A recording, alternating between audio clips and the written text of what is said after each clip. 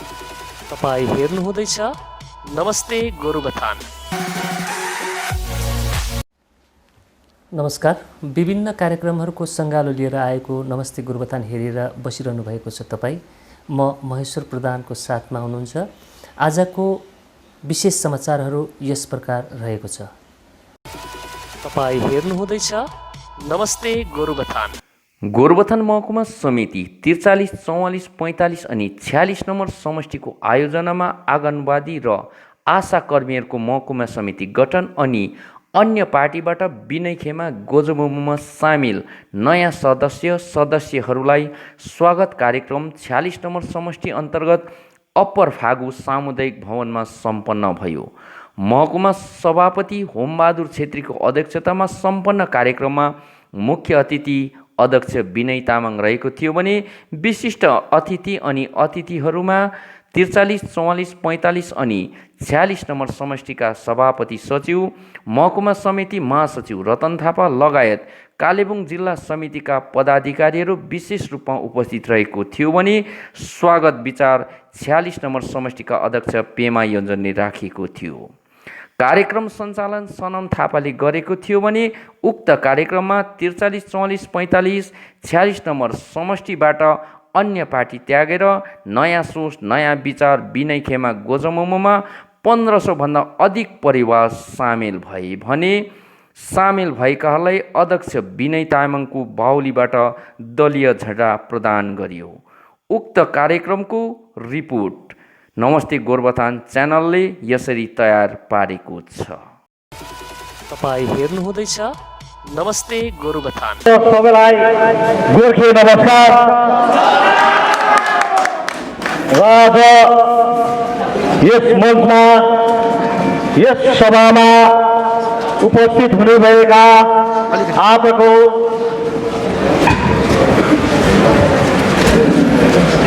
सभापति महोदय र सँगसँगै गोर्खा जनमुक्ति मोर्चाका अध्यक्ष स्वाध्य बोजो विनय तामाङ ज्यूलाई, उहाँ सँगसँगै यस विराजमान हुनुभएका यस मञ्चमा उपस्थित हुनुभएका सबै गोर्खाका वरिष्ठ लिडरहरूको अनुमति लिँदै म यहाँबाट 2 शब्द बोल्न लागिरहेको छु। र यसरी नै म सर्वप्रथम बोल्नुभन्दा अगाडि म धन्यवाद दिन चाहन्छु। यो कोरोनाको महामारीमा पनि तपाईँले मलाई हाम्रो टिमलाई सपोर्ट गरेर आइदिनु भएका माता पिता दिदी बहिनी सर्वप्रथम मेरो मनबाट धन्यवाद दिन चाहन्छु। र सँगसँगै म यो भन्नु नै पर्छ, आज म यहाँ एक व्यक्तिको नाम लिनु नै पर्छ जसले मलाई यस पार्टीमा आउनुपर्ने कतिवटा कुरा बतायो। हामीले पनि हेर्दै आएको थियौँ र यसरी नै हाम्रा 44 नम्बर समष्टिका सदस्य एसपी सरलाई पनि म हाम्रो टोलीबाट धन्यवाद दिन चाहन्छु। उहाँको सायद प्रयास भनौँ या हामीलाई जुन प्रकारले उहाँले बताउनु भएको छ त्यही प्रकारको हिसाबमा आज हामी यस मञ्चमा जोडिँदैछ। र 10 सालदेखि एउटा पार्टी चलाएर आएको, अर्को पार्टीमा गएको थिएन। तर केही दिन अगाडि हामीले पार्टीबाट रिजाइन दिँदा नमिठो लाग्दो रहेछ भन्ने अनुभव, तितो अनुभव मैले गरेँ र म सँगसँगै मेरो टिमले गरेको छ। किनकि हामी भोटमा त 1-2 बजी रातिसम्म यो बातहरू गरेको थियौँ र फेरि खुसी पनि लागेको छ हामीलाई। हामीले गोर्खा जनमुक्ति मोर्चाका खेमा 2का अध्यक्ष विनय दाजु सँगसँगै जिटिए चेयरम्यान अनित दाजु र वरिष्ठ लिडरहरू पाएका छौँ भनेर। र आज यही जग्गाबाट म तपाईँलाई बताउन चाहन्छु, हाम्रो टिमलाई काम गर्ने मौका दिनुपर्छ। जब काम गर्ने मौका दिन्छ हामी मौका देखाउँछौँ, हामीलाई बाधा दिनु हुँदैन। हिजोको दिन म त एउटा सानो केटा, बेसी पढेको छुइनँ, कतिले अनपढ भन्छ र पनि मसँग मेरो आमा बाबा दाजुभाइ दिदीबहिनी जोडेको छ, यो आज पनि मैले महसुस गरेको छु र सबैले मसँग बसेछ भने मलाई आशा पनि राखेको छ र अब हामीलाई डेभलप र उन्नति चाहिएको हो भने मैले पनि बुझिसकेँ र हाम्रो बेकारी केटाहरू आज बिहानदेखि नै रक्सी र ड्रग्स खाएर हिँड्छ भनेर पहाडको दार्जिलिङमा यो खालको कुरा चलिरहेको छ। तर एउटा कुरा बुझ्नुपर्छ, यो कारण के हो भने बेकारी हो। जबसम्म हामीले आफ्नो घर घरमा एक एकवटा नौकरी दिँदैनौँ तबसम्म बेकारी केटाहरू भड्किरहन्छ, बेकारी केटाहरू भड्किरहन्छ। भड्किनुको कारण पनि यो डेभलप भनेर बाटो र कम्युनिटी हल मात्रै बनाउनु हुँदैन, प्रत्येकको घरमा काम गर्ने एउटा काम दिलाइदिनुपर्छ, तब त्यसलाई डेभलप भन्छ। कलकत्ता र सिलगढीमा बार खोलिन्छ 5-6 बजीदेखि, हाम्रो पारमा बिहानको 5:30 देखि खोलिन्छ बार, किनकि उहाँहरूकोमा कलकत्ता र सिलगढीमा बस्ने मान्छेकोमा काम छ, उहाँहरू काम गर्छ, बिहान उठ्छ, दुध हुन्छ, दही गरेर काममा ड्युटी जान लागि बिजी भएर जान्छ। 3-4 बजीसम्म ड्युटी गरेर थाकेर आएपछि त्यो दोकानेलाई पनि थाहा छ यिनीहरू 5 बजी उता मात्रै आउँछ भनेर बार खोलेको हो। तर हाम्रोमा प्रत्येक घरमा एक एकवटा बेकारी भएको छ, ग्रेजुएसन र एमए बिए गरेर बसेको छ। उहाँहरूले अहिलेसम्म एउटा काम नपाएर फ्रस्ट्रेसनमा आएर पनि यो रक्सी र चाडपट्टि लागेको हो र हाम्रो अध्यक्षले भोलिको दिन प्रत्येक घरमा नौकरी दियो भने हाम्रो पहाडमा पनि रक्सी र ड्रग्स खाने मान्छे घटेर जान्छ, यो मलाई यस्तो लाग्छ। र यस मञ्चबाट म ज्यादा बोल्न चाहदिनँ, तर एउटा कुरा तपाईँलाई भनिराख्छु, विनय दाजुको अनिल दाजुले पहाडलाई अगाडि लान्छु भनेर एउटा सोच गरेको थियो, त्यो सोच भरेर जान्छ। तपाईँहरूले हामीले कतिले बिजेपीलाई भोट हाल्यो, मैले देख्दा 15 साल त भइसकेको छ, तर बिजेपीले सान्तवना बाहेक केही पनि ल्याउँदैन। यो कुरा तपाईँले बुझ्नुपर्छ। जहिले पनि बङ्गाल सरकारमा हाम्रो अध्यक्षहरू जाँदाखेरि टाउको निहुराएर जानुपर्ने परिस्थिति तपाईँले पारेको हो। यो जुन दिन तपाईँहरूले भोटमा उहाँलाई जिताएर जानुहुन्छ, उहाँले त्यस जग्गाबाट टेबल ठट्टाएर पनि हाम्रो लागि नौकरी ल्याउँछ, यो मलाई यस्तो लाग्छ। र सर्वप्रथम हामीले हाम्रो काम सँगसँगै उहाँलाई काम पनि गर्नु लगाउनको लागि भोट जित्नुपर्छ। अपोजिसन पार्टीले पनि उहाँहरू धेरै नै पैसा हो र काम भएको मान्छेले क्वेसन गर्छ। 5 वर्ष पहाडमा जब बङ्गालमा जुनै पनि शासन छ, हामी पहाडमा खालि उल्टो खोलाको छौँ अपोजिसनको तर्फपट्टि। तर एक समय यस साल यस दिन चाहिँ हामीले बङ्गाललाई सहायता गर्यो भने हाम्रो दाजुहरूले टेबल ठट्टाएर हाम्रो लागि काम ल्याइदिन्छ, हाम्रो बेकारी केटाको लागि। यो मलाई यस्तो लाग्छ, जहिले पनि कलकत्तामा गएर हामी उहाँले दिएको मात्रै ल्याउनु सकेको छ अहिलेसम्म। मलाई यो कुरा अनुभव छ, मैले पनि टिएमसी पार्टी गरेको, कलकत्ताको धेरै लिडरहरूसँग चिन्छु। कहिले पनि पहाडमा कलकत्ताको ठुलो लिडरले नराम्रो नजरले हेर्थेन। हामी जब कुनै पनि अफिस एमएलए एमपीलाई भेट्नु जान्थ्यो, हामीलाई देख्ने बित्तिकै तपाईँहरू बस्नु दार्जिलिङ बढाउनु भएको, चिया खानुभयो, खाजा खानुभयो भनेर यति राम्रो कुराहरू उहाँले गर्थ्यो। तर यहाँ उल्टा राजनीति चलिरहेको छ र म आज साह्रै बेसी बोल्न चाहदिनँ र आज म साह्रै बेसी बोल्न चाहदिनँ र तपाईँलाई यही भन्छु, मेरो यो 2 शब्दलाई आज यहीँ समाप्त गर्दैछु। धन्यवाद, thank you. Jay Gorkha, Vinay Tamang Zindabad, Anil Thapa Zindabad, thank you. आश्विन गोर्खा जनमुक्ति मोर्चा अध्यक्ष महोदय विनय तामाङज्यू, साथै उपस्थित सम्पूर्ण जनमानुभावमा मेरो नमस्कार टक्राउँदै म 2 शब्द राख्न लागिरहेको छु। अघिदेखि यहाँ एउटा कुरा हुँदै थियो, गोर्खा जनमुक्ति मोर्चा 2। मलाई लाग्छ गोर्खा जनमुक्ति मोर्चाको 1 र 2 छैन, ओरिजिनल गोर्खा जनमुक्ति मोर्चा यो हो र हामी गोर्खा जनमुक्ति मोर्चाको ओरिजिनल खेमामा आएका छौँ। अर्को खेमाको नेता छैन, नेता बिनाको पार्टी हुँदैन। त्यो पार्टी पहिल्यै डिजल्भ भइसकेको हो। यो ओरिजिनल गोर्खा जनमुक्ति मोर्चामा हामी आएका छौँ र अघिदेखि यहाँ विकासको कुरा हुँदै थियो, नयाँ सोच र परिवर्तनको कुरा हुँदै थियो, गोर्खाल्यान्ड भनेर ढाँटेको कुरा हुँदै थियो। वास्तवमा गोर्खाल्यान्ड के हो, किन चाहियो भनेर तपाईँ र मेरो बिचमा यदि कसैले प्रश्न गर्यो भने गोर्खाल्यान्ड हाम्रो जन्मसिद्ध अधिकार हो, त्यहाँबाट उल्टा उत्तरै छैन हाम्रोमा। किनभने नेताले त्यो कल्चरै हामीलाई सिकाएन, हामीलाई अध्ययन र अनुसन्धानको बाटै देखाएन। वाइ वी निड गोर्खाल्यान्ड, हामी किन चाहन्छौँ गोर्खाल्यान्ड?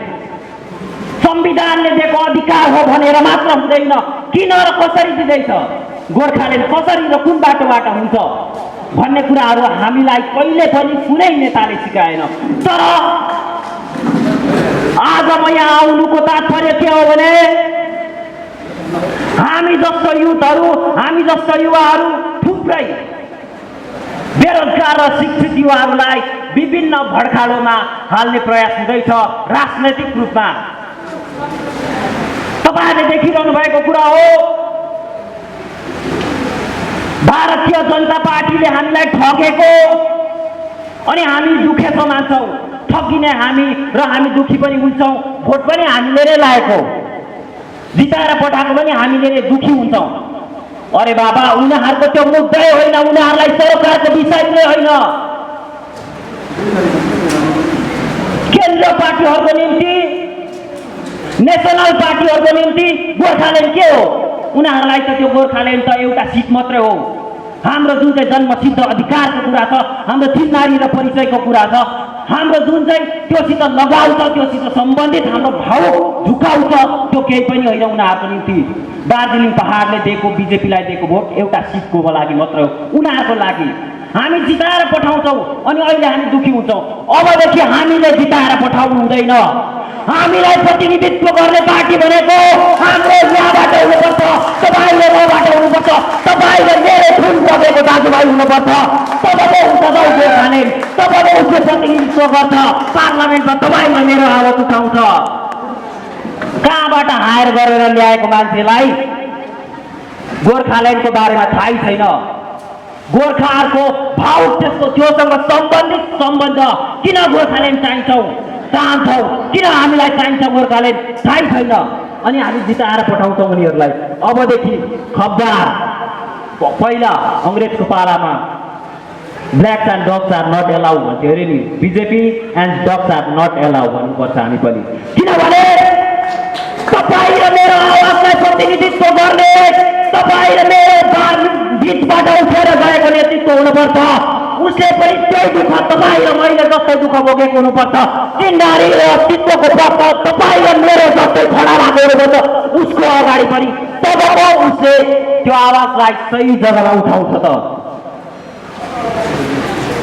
हामीले गोर्खाल्यान्ड भनेर मात्र हुँदैन, गोर्खाल्यान्ड किन चाहिन्छ भनेर स्टडी गर्नुपर्छ, रिसर्च हुनुपर्छ यो विषयमा। त ठुल्ठुलो विश्वविद्यालयहरूमा तपाईँहरूलाई थाहा छ कि छैन, नर्थ बेङ्गाल युनिभर्सिटीबाट विभिन्न डिपार्टमेन्टबाट अनेपाली छात्रहरूले यस विषयमा अध्ययन गरेको छ, अनुसन्धान गरेको छ।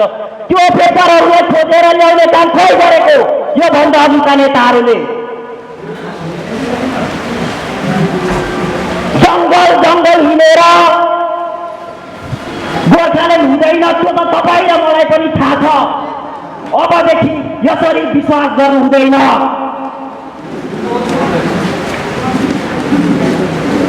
यस्तै महिनामा एउटा घटना भन्छु। जुद्धवीर स्कुलमा विमल गुरुङज्यू आउनुभएछ, गरम भएको बेला पसिना खलखल भएर स्टुडेन्टहरूको अघि उभिनु भयो। उहाँलाई सायद त्यति बेला स्विमिङ पुल भातोमा पौडी खेल्थे भन्ने फिल आइरहेको थियो होला, र चाहिँ उहाँले टक्क उठेर बोल्ने बेलामा भन्नुभयो, म यो स्कुलमा एउटा स्विमिङ पुल दिन्छु। हाम्रो नेताको मानसिकता हेर्नु, जुन चाहिँ स्कुलमा 365 जना विद्यार्थी एउटा रुममा बसेर पढेको म हो, जबकि रुल छ 35:1। 35 जना विद्यार्थीको बिचमा एउटा शिक्षक, 365 जना विद्यार्थीको बिचमा म पढेको हो। अब त्यो समस्या देख्नै भएन नेताले, किनभने उसलाई त्यो समस्या नै लाग्दैन, त्यसो नेता बनाउनु हुँदैन। अब यहाँनिर नयाँ सोच र परिवर्तनको कुरा हुँदैछ, विकास र उन्नतिको कुरा हुँदैछ। तपाईँ र म आएको छौँ, अब साथ देऊ। हाम्रा पार्टीका अध्यक्ष महोदय, हाम्रा पार्टीका विभिन्न नेतृत्वहरूको हातलाई दलियो बनाउने काम गरौँ, मिलौँ, एकजुट हौ। हामीले अबदेखि क्षेत्रीय पार्टीहरूलाई मजबुत बनाउनुपर्छ। हाम्रो आवाजलाई उठाउने नेता छान्नुपर्छ, गलत नेता छान्नु हुँदैन। बोल्नुपर्ने धेरै थियो, मन लागेको थियो, 80 देखि सोचिरहेको, बोलौँ लागिरहेको। तथापि समयलाई मध्यनजर गर्दै म मेरो यो छोटो सम्भाषण यही शेष गर्न चाहन्छु। धन्यवाद।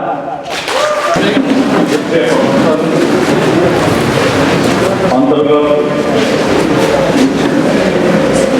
कालिम्पोङ जिल्ला अधीनस्थ 43 नम्बर समष्टि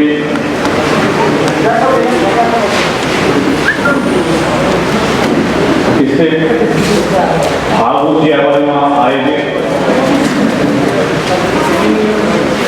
यस साङ्गठनिक सभाका सभाध्यक्ष एवं केही दिन मात्र अघि मात्र गठित गोरुबथान धोरन दलका गोरुबथान कुमाई दलका महकुमा समितिका अध्यक्ष श्री एपी केशवज्यू,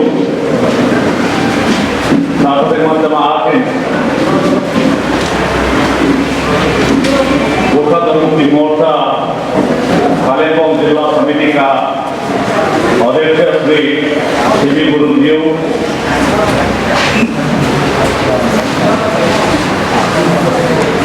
कालिम्पोङ जिल्लाका भूतपूर्व अध्यक्ष एवं वर्तमान केन्द्रीय समितिका सहसचिव भाइ सन्तरी सुब्बा, कालिम्पोङ जिल्ला समितिका सांगठनिक सचिव भाइ विनय घिसिङ, सहसचिव भाइ पंकज छेत्री, केन्द्रीय समिति का सशक्त सदस्य भाइ हृदय लेप्चा, साथसाथै मञ्चमा आसीन 43 समष्टिका जोनल 1, जोनल 2, 44 नम्बर समष्टि अनि 45 नम्बर समष्टिका विभिन्न पार्टीका ओझामा बस्नुभएका सम्पूर्ण पार्टीका नेतृत्ववृन्द र आजको यस साङ्गठनिक सभामा यी क्षेत्रहरूबाट करिबन 5 वटा राजनैतिक दलहरूबाट गोर्खा जनमुक्ति मोर्चाको कार्यलाई, गोर्खा जनमुक्ति मोर्चाको सोचलाई, गोर्खा जनमुक्ति मोर्चाको विचारलाई सही ठानेर यही परिवारमा हामी एक परिवारको सदस्य रहन्छौँ भन्ने आफ्नो दृढ सङ्कल्प र विचार राख्दै आउनुभएका सम्पूर्ण मेरा 43, 44, 45बाट आउनुभएका 5 वटा राजनीतिक दलका नेतृत्ववृन्द, ती दलका कार्यकर्ता अनि समर्थक सम्पूर्णलाई हार्दिक गोर्खे अभिवादन अनि आफ्नो समुद्रमा सम्बोधनमा राख्दै साथै आजको यस महत्त्वपूर्ण साङ्गठनिक सभालाई प्रचार र प्रसारको निम्ति आउनुभएका मिडियाका भाइ भाइहरू र विशेष गरेर पूर्व वक्ताहरूले धेरैको कुराहरू तपाईँहरू समक्षमा राख्नुभयो। एउटा औपचारिकता निभाउनको निम्ति अन्तिम वक्ताले केही बोल्नुपर्छ अनि त्यही औपचारिकता निभाउँदै म 2-4वटा कुरा गर्न चाहन्छु। अनि मेरो भनाइलाई आजको यस सभालाई सम्बोधन गर्दा मैले 2वटा बाटोमा विभक्त गरेको छु। पहिलो बाटो हो भाइ अनुप गुरुङ, भाइ किरण छेत्री, भाइ किरण प्रधान अनि जो जति पनि अन्य मैले अघि नाम यहाँनिर म आएन, उहाँहरूलाई पनि सम्बोधन राख्छु। उहाँको नेतृत्वमा जो जति पनि आए उहाँलाई मैले सम्बोधन गर्नुपर्छ अनि यसै विषयमा 2-4वटा शब्द राख्न चाहन्छु।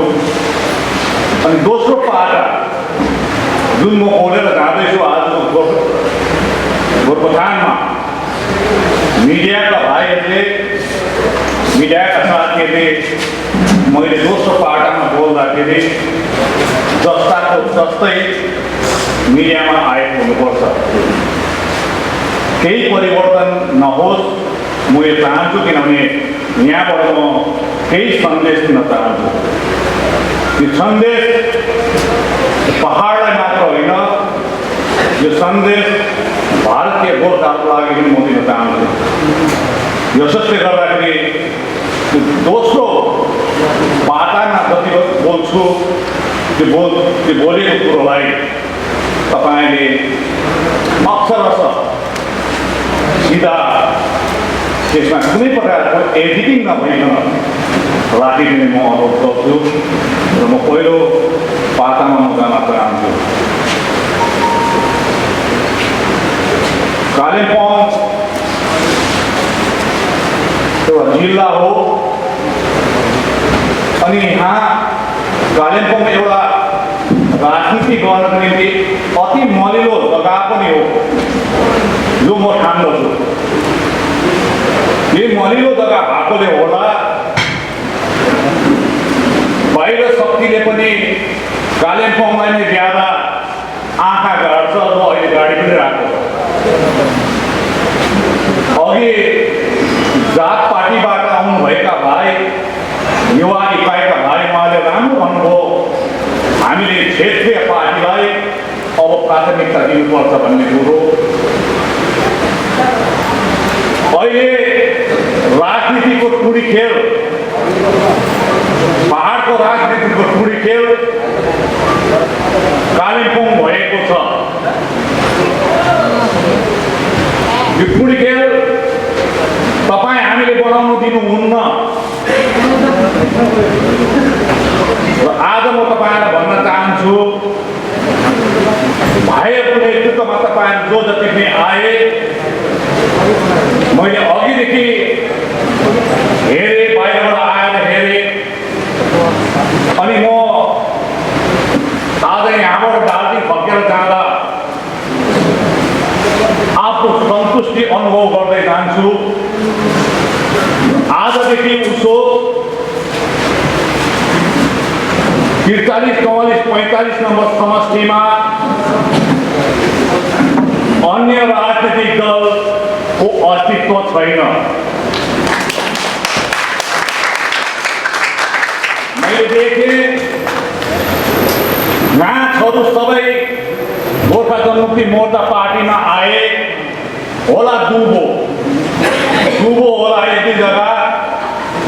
अब ती दुबोहरूलाई पनि म आजको यस महत्त्वपूर्ण सभाबाट सबै नै अनुरोध गर्न चाहन्छु, जब एउटा ठुलो गाँठहरू नै अझ ठुलो गाँठमा सम्मिलित हुन आइसकेपछि दुबोको अस्तित्व रहँदैन। दुबोको अस्तित्व त्यति बेला रहन्छ, वर्षमा एकैपल्ट मात्रै रहन्छ। त्यो म तपाईँलाई भनिरहन चाहदिनँ। अनि दुबो तपाईँले कति बेला चलाउनुहुन्छ त्यो तपाईँलाई हाम्रो एउटा परम्परा एउटा संस्कार थाहा छ, त्यसमै चलाइन्छ। तपाईँहरूलाई म यहाँ भन्न चाहन्छु, कालिम्पोङ राजनैतिक दृष्टिकोणमा, हाम्रो पार्टीको दृष्टिकोणमा दिन प्रतिदिन बलियो भएर जाँदैछ। यसको श्रेय म स्थानीय नेतृत्वहरूदेखि लिएर जिल्ला समितिका नेतृत्वहरू अनि केन्द्रीय समितिका नेतृत्वहरूलाई जान्छ। हामी त केवल बाटो देखाउने मात्र हौँ। उहाँले मैदानमा आएर काम गरिदिएन भने आज विनय तामाङ र अनित थापा पनि केही भन्न। यसले गर्दाखेरि 43, 44, 45 नम्बर समष्टिमा आजको यस ऐतिहासिक भेला हुनुमा जुन जिल्ला स्तरीय नेतृत्वहरू अनि हालै गठित महकुमा स्तरीय नेतृत्वहरू अनि 43, 44, 45 र विशेष गरेर गोर्खाको जोनल 1, जोनल 2 का नेतृत्वहरूको अथक प्रयास अनि उच्च सोचको कारण यो सफल हुन गयो र यसको बधाईका पात्र उहाँहरू नै हुनुहुन्छ। अर्को म कुरा भन्न चाहन्छु कि आज तपाईँको जति पनि आउनुभयो, हामी टाढोको होइनौँ, हामी घरभित्रकै हौँ र तपाईँ कसैले पनि नयाँ र पुरानो नभनिदिने। अनि यी आउनेहरूमा पनि मैले अस्तिदेखि निर्ख्योल गर्दाखेरि कतिजना अति दक्ष नेतृत्वहरू पनि छन्। उहाँलाई पनि उचित स्थान दिनुपर्छ पार्टीमा। आज म यही भन्न चाहन्छु, केन्द्रीय समितिका सहसचिव भाइ सन्तवीर सुब्बाजी हुनुहुन्छ, केन्द्र समितिका सशक्त सदस्य भाइ रुदेन लेप्चाजी हुनुहुन्छ, जिल्ला कमिटीका हाम्रा अध्यक्ष श्री गुरुङजी हुनुहुन्छ, साथसाथै महकुमा समितिका अध्यक्ष हुनुहुन्छ हाम्रा कमल गिरीज्यू हुनुहुन्छ, साथसाथै 3वटा समष्टिका अग्रज नेतृत्वहरू, अध्यक्ष सचिव लगायत नारी मोर्चा, युवा मोर्चा सबै यो गुण भएको व्यक्तित्वहरूलाई तपाईँले पार्टीमा उचित स्थान सल्लाहमा कुरा गरेर दिने म अनुरोध गर्न चाहन्छु। तथापि एउटा पद चाहिँ म आज नै घोषणा गर्न चाहन्छु। अनि त्यो पदको घोषणा तपाईँलाई म गर्नभन्दा अगाडि केही पूर्व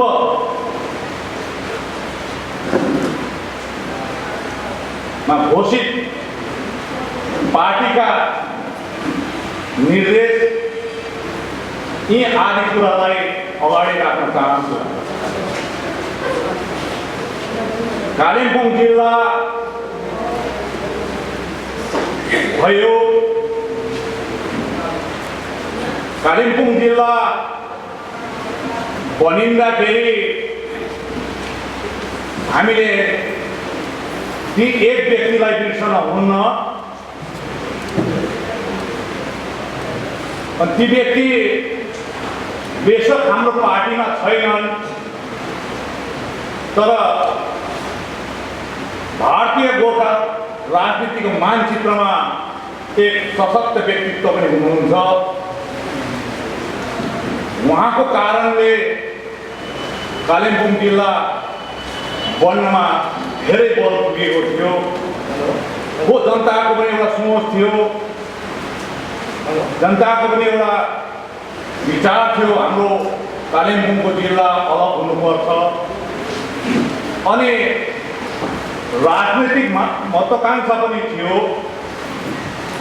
तथापि यी सब हुँदाहुँदै पनि त्यो कुरोलाई अगाडि कसरी बढाएर लाने कोही न कोही एकजनाले गोरी समात्नै पर्छ अनि त्यो राज्य सरकार अधीनस्थ रहेकोले गर्दाखेरि कलकत्तासम्म पुर्याउने अनि कलकत्ताबाट फेरि बनाएर ल्याउनु पर्ने कुराहरू हुन्छ र आज म डाक्टर हर्कबहादुर छेत्रीलाई म बिर्सन सक्दिनँ।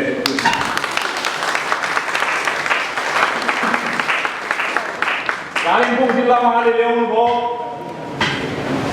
घर त ल्याइदिनु भयो तर कोठा बनिएको छैन। अनि जति बेला 2017 आन्दोलन पश्चात यस क्षेत्रको राजनीतिमा हामीलाई एउटा बाध्यता पर्यो कि हामीले नेतृत्व दिनुपर्ने अनि नेतृत्व दिइसकेपछि जनताले कहाँनिर के दुःख भोगिरहेको छ त्यो नेतृत्वले जान्नुपर्छ। हो ससाना दुःखहरू तल्लो स्तरमा मेटेर जाला तर भविष्यसम्म आउने भावी सन्तानलाई केही गर्नुपर्छ भन्ने कुरोहरू लिएर जानुपर्छ। निस्वार्थ भावनामा राजनेताले त्यो धर्म निभाएको हुनुपर्छ। त्यही अनुरूप एउटा बनिएको घर कालिम्पोङ जिल्ला बनिएको घरभित्र कोठाहरू हुनुपर्छ भन्नको हेतु जति बेला म जिटिएको एउटा चेयरम्यानको पदमा थिएँ त्यस समय नै कालिम्पोङ जिल्लामा जिल्ला त भयो तर जिल्लामा हुने गुणहरू नभएकोले गर्दा त्यहाँ महकुमाहरू बनिनुपर्छ भन्ने हाम्रो माग थियो र त्यो कालिम्पोङ जिल्लामा 3वटा महकुमा बनिनुपर्छ। अनि आज पनि मुखस्थ रूपमा मलाई थाहा छ कि मैले जुन लेखेर साइन गरेर अनरेबल चिफ मिनिस्टर जो हुनुहुन्छ माननीय मुख्यमन्त्री सुश्री ममता ब्यानर्जी उहाँलाई अनि त्यस ताकका मुख्य सचिव मलाई भट्टक अनि त्यस ताकका गृह सचिव अश्री भट्टाचार्यलाई लिखित पत्र दिएको थिएँ जसमा सदरमा कालिम्पोङ सदर महकुमा अलगढा पेलोङ महकुमा र तपाईँकै गोरुबथान कुमाई जग्गाका महकुमा हुनुपर्छ भन्ने र यसै कारणले गर्दाखेरि हामीले केही दिन अगाडि मात्र कुमाईमा आएर प्रशासनिक तौरमा महकुमा पछिबाट बढ्ला तर हामीले अगावै गर्नुपर्छ भन्ने हेतुले एउटा महकुमा चाहिँ तपाईँको कालिम्पोङदेखि अलिक टाढो परेको जिल्लाभित्रै भए तापनि टाढो परेकोले गर्दा यहाँसम्म कि भुटानको सीमासँग जोडिएको जग्गा भएकोले गर्दाखेरि यो महकुमा बनाइदिउँ। अनि यसको कुरो तपाईँलाई अलिकति म बताउन चाहन्छु। जति बेला विमल गुरुङ दाजु अध्यक्ष हुनुहुन्थ्यो त्यति बेला म सहसचिव एउटा स्टेट डेमोक्रेटिक मात्र थिएँ अनि आन्दोलनकालमा म कालिम्पोङमा पनि आफ्नो भूमिका निर्वाह गरेँ एउटा इन्चार्जको रूपमा। डुवर्समा पनि म इन्चार्ज भएर बसेँ। त्यस्तै प्रकारले विभिन्न स्थानमा इन्चार्जमा पठाइदिन्थ्यो। अनि म मिरिक सौलिनीमा बस्दा पानीघट्टा ढेङ्गालाई हेर्नु पर्दाखेरि सुकुनालाई हेर्नु पर्दाखेरि त्यस समय हामीले प्रशासनले जेसुकै भने तापनि गरे तापनि मिरिक सौलिनी पानीघट्टा महकुमा समिति पार्टीगत हैसियतले म रहँदा नै बनाइदिएको थिएँ र आज तपाईँहरू मिरिक जानुहोस् त्यहाँ एसडिओ पाउनुहुन्छ। आज तपाईँ मिरिक जानुहोस् एसडिपिओ पाउनुहुन्छ।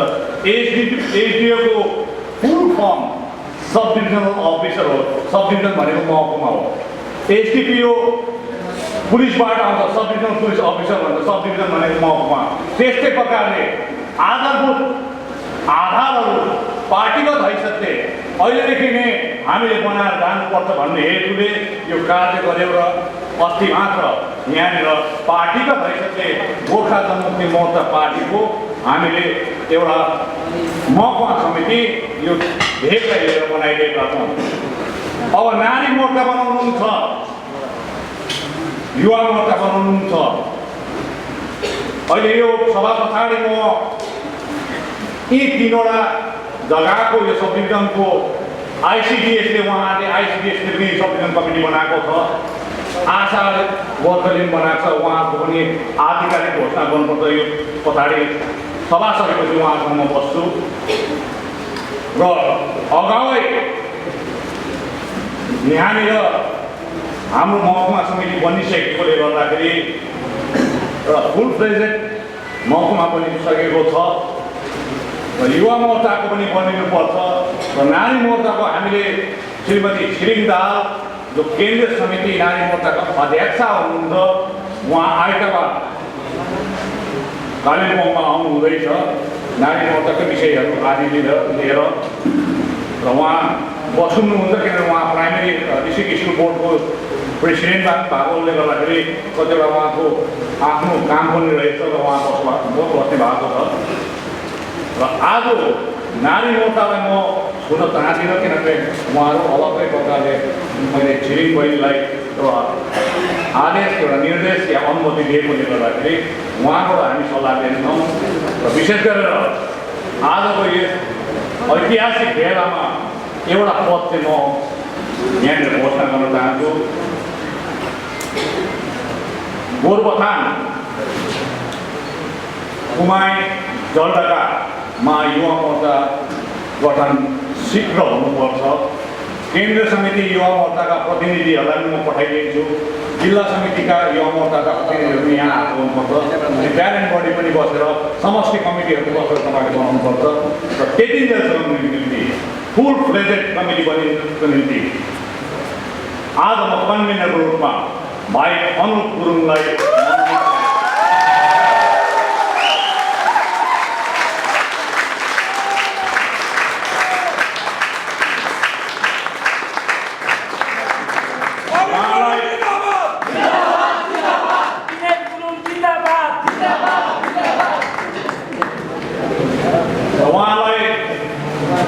तपाईँले सहयोग गरिदिने, समष्टि कमिटीहरूले सहयोग गरिदिने, महकुमा समितिले सहयोग गरिदिने, जिल्ला समितिले सहयोग गरिदिने, युवा मोर्चाले सहयोग गरिदिने, साथसाथै केन्द्रीय अध्यक्ष भाइ अमृत योन्जन, केन्द्रीय महासचिव भाइ अरुण छेत्रीलाई पनि म केही दिन पश्चात यस क्षेत्रको भ्रमणमा पठाइदिँदैछु। तपाईँले मिति तय गरिदिनुहोस् अनि मलाई भनिदिनुहोस्, उहाँलाई म तपाईँहरूको यहाँनिर युवा मोर्चा गठनको निम्ति म पठाइदिएको हुन्छु र त्यो दिन तपाईँले सल्लाह मसौरा गर्नुहोस्। अनि म चाहन्छु जुन प्रकारले तपाईँले आज मलाई खुसी बनाएर पठाउनु हुँदैछ, युवा मोर्चाको पनि अपार भिडको साथमा त्यो गठन भएको हुनुपर्छ। अझ थप खुसी तपाईँहरूले मलाई दिए भने अवश्य नै मैले दिनुपर्ने, हामीले दिनुपर्ने, अनित थापा भाइ दिनुपर्ने हामी काम हामी अवश्य तपाईँहरूलाई गर्छौँ।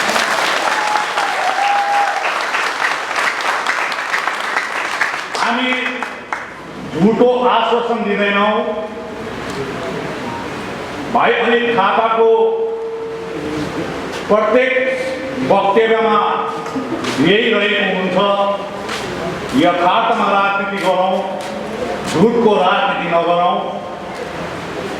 भावनाको राजनीतिमा गर्दा र जनतालाई ढाँटेर राजनीति गर्दा जनताको यो दुर्दशा भयो, उहाँले यसै भन्नुहुन्छ। अनि त्यस भनाइलाई पनि शतप्रतिशत समर्थन दिँदै भन्न चाहन्छु, जे दिनु सक्छ। अहिले घडी हाम्रो पहाडमा के समस्या छ, त्यो समस्या कसरी समाधान गर्नुपर्ने त्यतापट्टि हामीले सोच राखेका छौँ। केही दिन अगाडि म क्वारेन्टाइनमा थिएँ, अस्तिको दिन मात्र मेरो 14 दिन क्वारेन्टाइन सकियो। तत्पश्चात म डिस्ट्रिक्ट हस्पिटल दार्जिलिङमा गएँ अनि मेरो स्वाब टेस्ट गरियो, एन्टिजेन टेस्ट गरियो। तत्पश्चात मेरो रिपोर्ट बेलुकी नेगेटिभ आयो। अनि मैले यो प्रचार गर्नको निम्ति सबैले जनताले पनि जान्नुपर्छ, नत्र भने धेरै लान्छना लागिन्छ। भन्नको निम्ति प्रचार प्रसार दिएँ र त्यस बेला जब म होम क्वारेन्टाइनमा थिएँ र भर्चुअल प्रेस कन्फरेन्स भएको थियो। घरमै बसी 109 जना पत्रकारहरूलाई मैले सम्बोधन गरेको थिएँ। अहिले अनलाइन त्यस्तो टेक्नोलोजी तकनिकी एकदमै एडभान्स भएकोले गर्दाखेरि गर्न सकिन्छ। आज भारतका प्रधानमन्त्री नरेन्द्र मोदीज्यू आफ्नै प्रधानमन्त्री वासस्थानमा कार्यालयमा बसेर अस्तिको दिन मात्र 10वटा राज्यका मुख्यमन्त्रीहरूसँग त्यसरी भनिन्छ र त्यस्तो प्रकारले हामीले गरेका थियौँ। त्यस बेला मैले भनेको थिएँ कि हामीले अब उसो जे जति पनि राजनीति गरिन्छ त्यो राजनीतिले हाम्रो जनतालाई फाइदा लाभ र हित भएको हुनुपर्छ। यो कुरा मैले राखेको थिएँ र आज तपाईँलाई म भन्न चाहन्छु। बेसक 2019मा म स्वयं बाई इलेक्सनको उम्मेदवार थिएँ दार्जिलिङबाट, विधानसभा क्षेत्रबाट। म पराजित भएँ। निरज जिम्बा भाइले जितेर जानुभयो। हाम्रा लोकसभाका उम्मेदवार पूर्व विधायक दार्जिलिङ अमर सिंह राईज्यू पनि लोकसभाको चुनावमा पराजित हुनुभयो। तपाईँलाई स्मरण म गराउन चाहन्छु कि 23 तारिकमै 2019 त्यो दिन लोकसभा अनि दार्जिलिङको विधानसभा बाई इलेक्सनको मतगणना थियो। अनि मतगणना आधाउधी जाँदा नै मैले पत्रकारहरूलाई बोलाएर राजु विश्व भाइ अनि निरज जिम्बा भाइलाई बधाई दिए। जनताले दिएको मतलाई म सम्मान गर्छु, स्वीकार गर्छु मैले पनि भनिदिएँ। र अन्तमा गएर यो मैले भनेको थिएँ, हामी हारे तापनि जित्ने दुई भाइहरूले आफ्नो कार्यकालमा जनताको लागि के कति काम गर्छन् त्यो उनीहरूले नै जानुन्। तर हामी हार्ने भए तापनि हामी उनीहरूले भन्दा चाहिँ 10 गुणा ज्यादा काम गर्न देखाउँछौँ भनेको थियो। हामीले 24 तारिक मईदेखि बिसाएनौँ पनि हार्यौँ भनेर हामी एउटा कोठामा निशास्तो भएर बसेनौँ पनि अनि नखाने चिज खाएर सुतिनौँ पनि। हामीलाई चिन्ता थियो पहाडको, तपाईँको। किनभने मैले 18 महिना जब जुन चौकीमा लालकुटीमा बसेँ, दिनरात मैले त्यहाँ काम गर्थेँ। यहाँ प्रतिनिधिहरूलाई सोध्नुहुन्छ, बिहान म 10:30मा पुगिसकेपछि म बाहिर निस्किँदै थिएँ। अनि बेलुकी छिटोमा भनेको 7 बजी, नत्र कोही बेला कलकत्ता जानुपर्छ भन्ने कुरा आएको छ भने 9 बजी रातिसम्म लालकुटीमा काम गर्ने मान्छे हो। अनि आज पनि म तपाईँलाई ठोकेर भन्न चाहन्छु अनि मिडियाको अगाडि पनि भन्न चाहन्छु अनि भन्ने पनि आइरहेको छु। 18 महिनामा यता पनि चुरुक्कै माग्दै, उता पनि चुरुक्कै माग्दै, यता पनि नमस्ते गर्दै, उता पनि ढोक्दै 1200 करोडको काम चाहिँ गरिएको छ। अनि मैले त्यो चौकीमा बस्दाखेरि यो अनुभव गरेँ, देखेँ हाम्रो पहाड, हाम्रो दार्जिलिङ पहाड, कालिम्पोङ यी क्षेत्र जहाँ हामी बस्छौँ, हामी देख्दा खुसी देख्छौँ, हाँसिरहेको छौँ, बोलिरहेको छौँ, हिँडिरहेको छौँ, खाइरहेको छौँ, लगाइरहेको छौँ। तर भित्रभित्र यो पहाड क्यान्सर रोगले ग्रस्त भएको पहाड मैले पाएँ।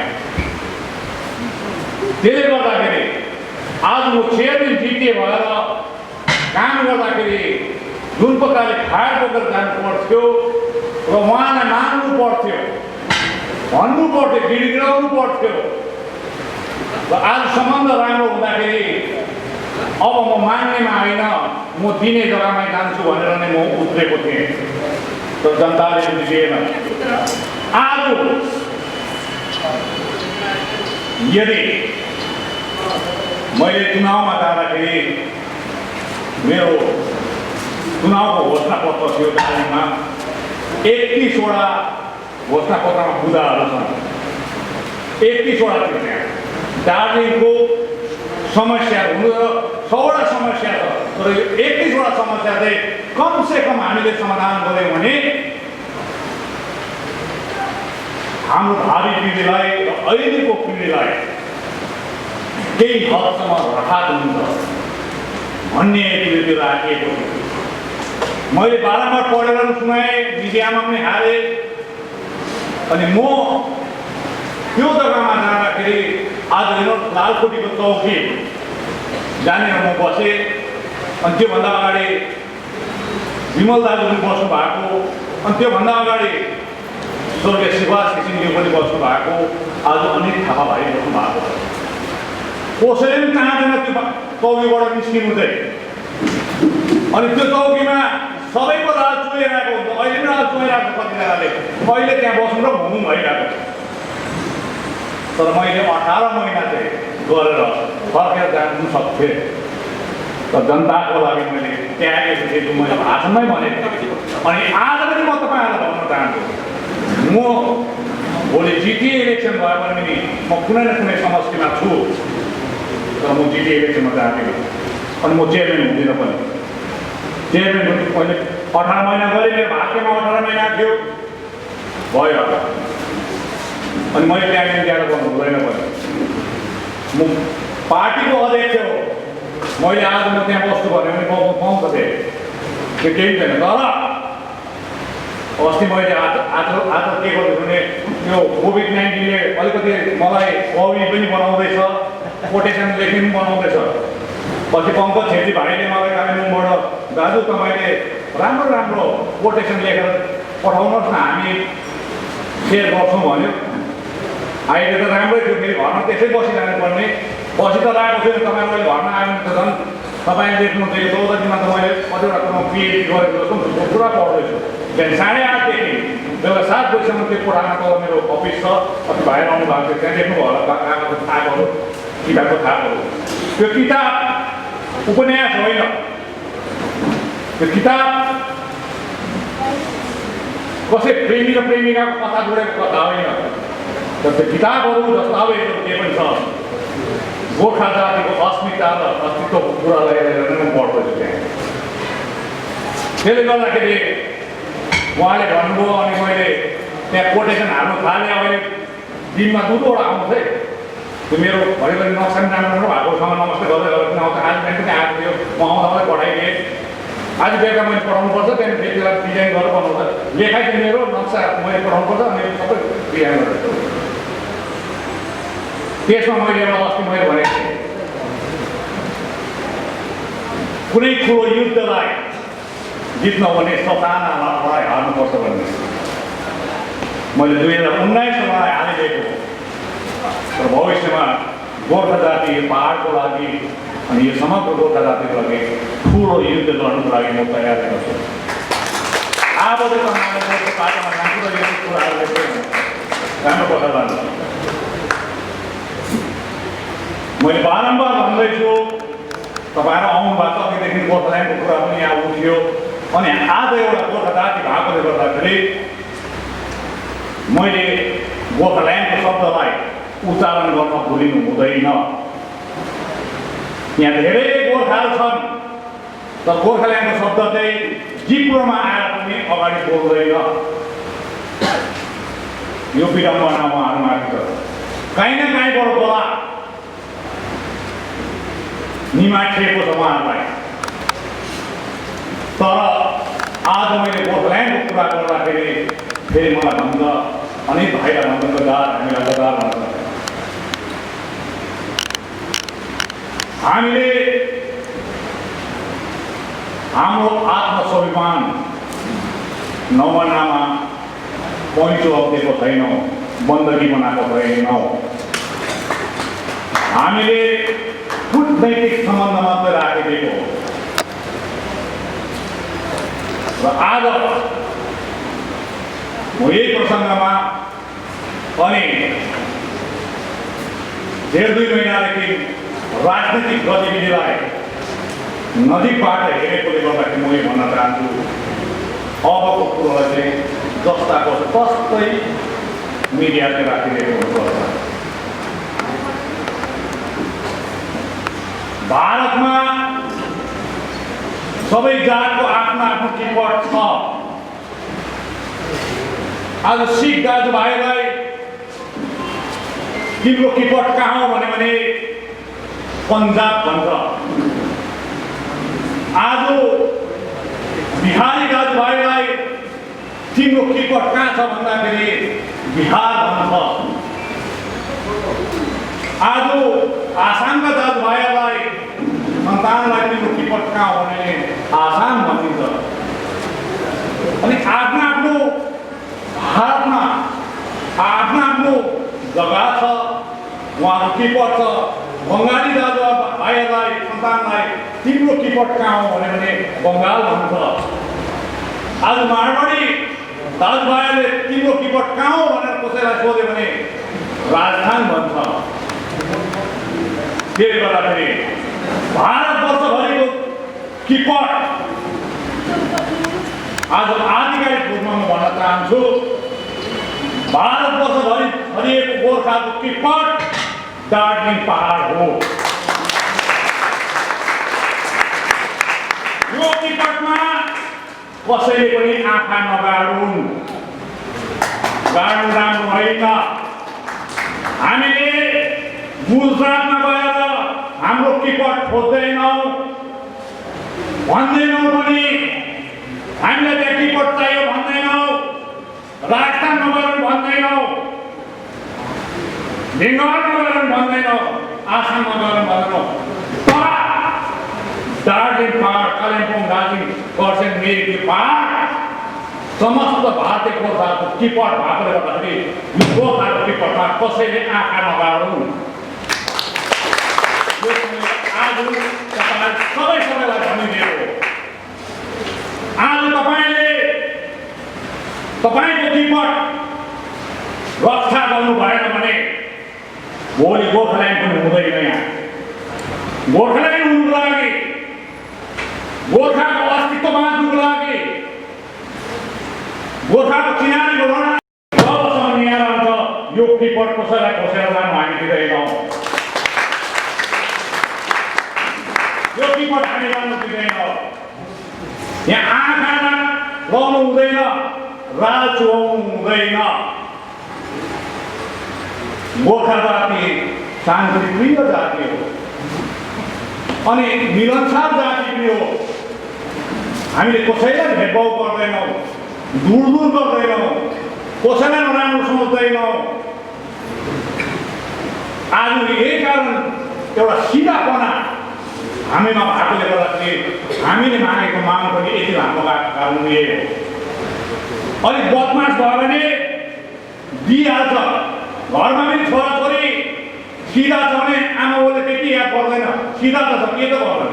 अलिक बदमास छ भने त उसलाई त अलिअलि जुत्ता पनि 2000 किनिदिनु पऱ्यो, 5000 किनिदिनु पऱ्यो। नत्र के अरे बिक्री भत्काइदिएला, स्टप भत्काइदिएला, अन्त अलिक बदमासलाई याद। तर हामी एकदम सिधा छ। र आज म यो गोर्खाल्यान्ड प्रसङ्गमा पनि म भन्न चाहन्छु, मैले बारम्बार अस्ति पनि मैले एउटा कोटेसनमा यो हिजोको कोटेसनमा यो हालेको थिएँ मैले कि अघि पूर्व वक्ता भाइले पनि राम्रो कुरा गर्नुभयो, जो आज हाम्रो परिवारमा सम्बन्धित भयो उहाँले कुरा गरेको कुरा। गोर्खाल्यान्ड त भन्दैछौँ नि, तपाईँ हामी आन्दोलन लड्यौँ, पुलिसको केस पनि खायौँ, जेल पनि गयौँ, अहिले पनि केसमा धाउनु पर्छ, घर पनि पूर्ति हुन्छ। अनेक किसिम भएको जनताको तर गोर्खाल्यान्ड पनि भएको छैन। अनि 2009 देखि हामीले सांसद एमपी भारतीय जनता पार्टीले कतै गोर्खाको समस्या समाधान गर्छ कि भनेर जसवन्त सिंहदेखि लिएर आलुवादेखि अहिले वर्तमान विष्ट भाइलाई पनि भनेको थियो। तर राजु विष्टका भाइले पनि गोर्खाल्यान्ड भन्दैन, अहिले त पिपिएस भन्ने भएको छ। मैले अस्ति कोरोना लाग्नुभन्दा अगाडिसम्म स्वास्थ्य कर्मीहरूलाई पिपिई भनेको चाहिँ सुनेको थिएँ, अहिले पिपिएस पनि भएको छ। फेरि यहाँ सिधै गोर्खाल्यान्ड भन्नुपर्छ। पर्मानेन्ट पोलिटिकल सोल्युसन, स्थायी राजनैतिक समाधान यदि भारतको गोर्खाहरूको लागि केही हो भने अलग राज्य गोर्खाल्यान्ड, त्यहाँदेखि मुनि केही पनि छैन। केन्द्र शासित प्रदेश पनि हुनसक्छ, किनभने 10 वर्ष बादमा 15 वर्ष बादमा त्यो होला। तर जहाँसम्म आज तपाईँको मैले नेतृत्व गरेर जाँदैछु, तपाईँले हामीमाथि र यो पार्टीमाथि विश्वास राखेकोले गर्दाखेरि एउटा नेतृत्व जसले नै हामी नेतृत्व दिन्छौँ, जनताले जे आशा गरेको आएको छ ती नेतृत्वहरूले स्टडी गर्नको निम्ति पढ्न पर्छ। अनि मैले मेरो पढाइमा अनि मेरो स्टडी गराइमा मैले यही पाएँ कि आज भारतीय जनता पार्टीले पनि चुनावको बेलामा यो गोर्खाल्यान्ड माग खाने भाँडो बनाएर आयो, यहाँकै स्थानीय नेताहरूले पनि बनाएर आयो। तर प्रमुख बाधा भारत नेपाल मैत्री सन्धिको धारा 7 भएर आएको छ। त्यसमा रेसिप्रोकल छ। आज तपाईँ हामी नेपाल जान्छौँ, पासपोर्ट पर्दैन, यहाँ तपाईँले आधार कार्ड र भारतको भोटर आइडी बोकेर गयो भने त्यहाँ होटेलमा पनि बस्नु दिन्छ, सब गर्नु दिन्छ, उता पनि आउँछ यहाँ। त्यसले गर्दाखेरि आज यो भारत नेपाल मैत्री सन्धिले गर्दाखेरि जहिले पनि दिल्लीको नर्थ ब्लक र साउथ ब्लकले हामीलाई नेपालको रैथाने विदेशी भनेर नै हेरिरहेकोले गर्दाखेरि यही कुरोमा हामी अहिले जोड दिइरहेको छौँ कि नेपाल भारत मैत्री सन्धि 1950 सालको एमेन्डमेन्ट हुनुपर्छ। एमेन्डमेन्ट आजभन्दा 20 वर्ष अगाडि यो दुई देश माझमा काठमाडौँमा बैठक भएको थियो। अनि काठमाडौँमा बैठक हुँदाखेरि हाम्रै गोर्खा समाजका दिग्गज विभूति दाजु डाक्टर महेन्द्र पी लामा त्यो टोलीमा भारतको टोलीमा गएका थिए। र आज त्यो वार्ता भएर पनि त्यसको आउटकम अहिलेसम्म पेन्डिङ राखेको छ। हामी चाहन्छौँ भारत सरकारले आजभन्दा अगाडि 2 वर्ष अगाडि 2018 मा भएको भारत र नेपाल माझमा भएको सन्धि विषय लिएर लिएको वार्ताको उचित निर्णय सुनाएर यहाँ क्लियर डिमार्केसन हुनुपर्छ कि नेपाली भाषी नेपाल र नेपाली भाषी गोर्खा भारतको अलग गरिएको हुनुपर्छ। तब मात्रै हाम्रो सबैभन्दा ठुलो पर्खाल हाम्रो घटेर जान्छ। नत्र भने चुनावको बेलामा अस्ति निरज भाइले भन्दै थियो नि, एउटा वक्तव्यमा दिनुभएको थियो एउटा इन्टरभ्यूमा कि हामीले त गोर्खाल्यान्ड भनेर भने त म्युनिसिपालिटीको वार्ड काउन्सिलरको चुनाव पनि हाल्छौँ, पञ्चायतको चुनाव पनि हाल्छौँ, एमएलए पनि हाल्छौँ, एमपी पनि हाल्छौँ भनेपछि यो गोर्खाल्यान्ड शब्द चाहिँ चुनावमा माग खाने भाँडा मात्रै बनाएको छ। र म आजको यो मञ्चबाट अन्य राजनीतिक दललाई यही रिक्वेस्ट गर्छु, निवेदन गर्छु, तथापि तपाईँले यो कुरोलाई चाहिँ गोर्खाल्यान्डको इस्युलाई चाहिँ त्यसरी राजनीतिक माग खाने भाँडो चुनावको बेलामा नभइदिनुहोस्। र अर्को आज म राजु विष्ट भाइलाई यही मञ्चबाट यो भन्न चाहन्छु, उहाँ सांसद हो, उहाँ जनप्रतिनिधि हो, हामी त एउटा जनता हो। जनप्रतिनिधि जसले भोट हाल्यो उसको मात्रै हुँदैन, नहाल्नेको पनि हो। आज प्रधानमन्त्री नरेन्द्र मोदी बिजेपीको मात्रै होइन, सम्पूर्ण भारतको नागरिकको भएकोले गर्दाखेरि म पनि एउटा नागरिक भएकोले गर्दाखेरि तपाईँलाई म यो भन्न चाहन्छु, दार्जिलिङको ससाना कुरोमा तपाईँले दिल्लीमा बसेर प्रेस वार्ता नदिनुहोस्। घरि त्रिवेणीको कोभिड हस्पिटल भएन नभन्नुहोस्, घरि जिटिए भएन नभन्नुहोस्। तपाईँको काम पार्लियामेन्टमा गएर दुईटा कुरो गर्नुहुन्छ गर्नुहुँदैन म जान्दिनँ, 11वटा जातिलाई जनजातिको दर्जा दिन सक्नुहुन्छ सक्दैन त्यो भन्दैन गर्नुपर्छ तपाईँले तपाईँको कार्यकालमा